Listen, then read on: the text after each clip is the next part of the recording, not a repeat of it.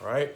Thanking God for, among other things, his deliverance. Let's call Ezekiel chapter 39 delivery, kind of like Domino's would deliver pizza. We have looked in the past, specifically as we were going through the history of the kings, at the way that God does his delivery, often bringing his people plunder, for lack of a better term, through the hands of those who come to plunder them. And that is what we're going to get to see in this chapter that gives us more of the story regarding the prophecy of Gog and the way that Gog is going to fall on the mountains of Israel as they are planning the invasion of Israel at a time when God has no longer promised judgment for Israel, but peace for Israel. Gog, making its own plans to go get plunder, is going to turn into their plunder.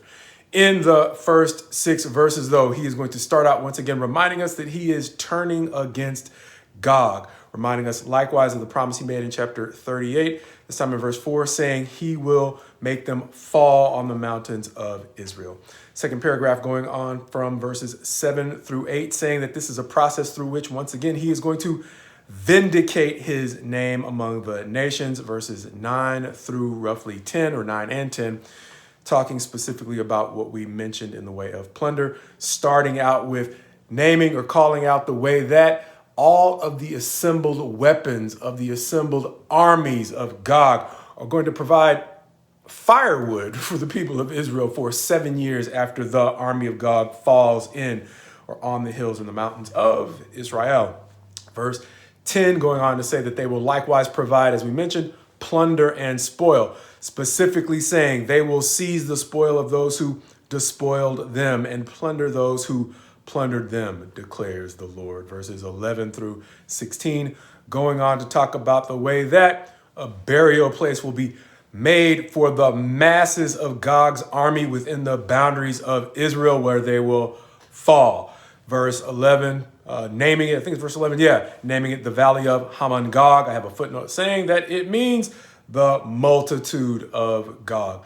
Verses 17 through 20, however, going on to talk about the way that they will not only provide plunder and supplies for the people of Israel, but God is going to feed his animals, specifically his birds, with the bodies of the fallen from the army of Gog.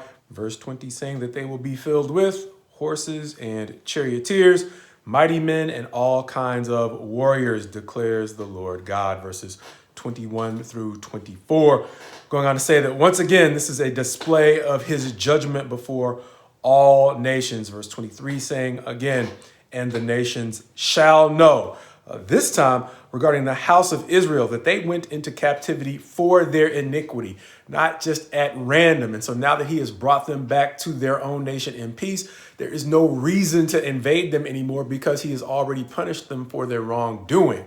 Understanding that, he is going to go on to talk about the way that all people can expect to be judged according to their uncleanness. This time he's talking about the way he dealt with Israel that way. But if you understand that God is just, then he is helping you see, as he is put on display for all the nations, that that is the same standard he is expecting all to live by.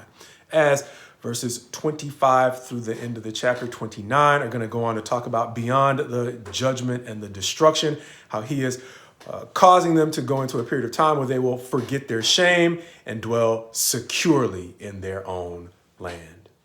In particular, verse 25, talking about the way that he will restore their fortunes. Verse 25, as we might have already said, saying that the way he restores them will help vindicate his holiness, once again, in the sight of many nations. Verse 29, going beyond simply giving them a new opportunity to trying to preserve them in longevity, really forever. He is going to say that he is going to pour out his spirit on them, understanding that he's going to that if he is going to give his people nice stuff, they have to learn how to take care of it. And his spirit is going to guide them in the ways of not just having nice stuff, but keeping it.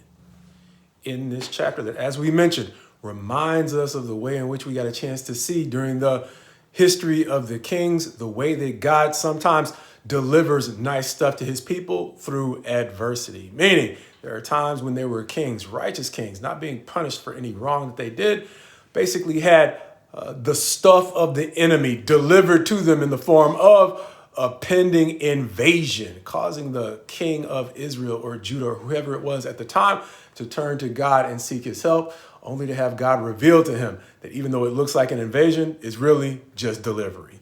Delivery of the goods of the wicked to the people of God, who at that point in time weren't being punished, but were actually being blessed through what seemed to be drama.